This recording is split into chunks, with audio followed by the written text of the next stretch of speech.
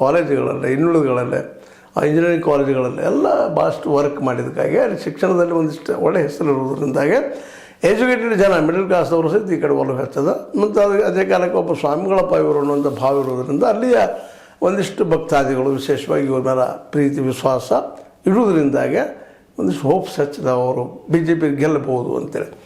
ಏನೂ ಆಗಲಿ ಎರಡು ಭಾಗದಲ್ಲಿ ಮಾತ್ರ ಕಾಂಗ್ರೆಸ್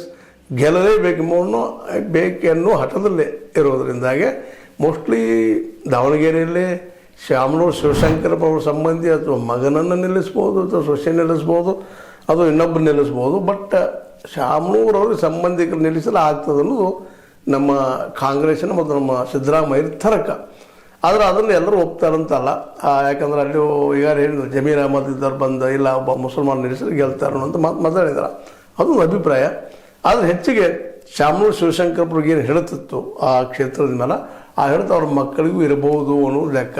ಮತ್ತು ಮೇಲಾಗೆ ಯಾವಾಗಲೂ ಜೀವಂತಿದ್ದ ಶಿವಶಂಕರಪ್ಪಕ್ಕಿಂತಲೂ ಸತ್ತ ಶಿವಶಂಕರಪ್ಪ ಹೆಚ್ಚು ಬಲಿಷ್ಠ ಇರ್ತಾರೆ ಯಾವಾಗಲೂ.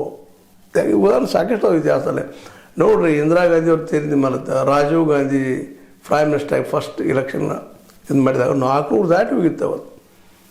ಅಂದ್ರೆ ಪ್ರಭಾವ ಹೆಂಗೆ ಆಗ್ತದೆ.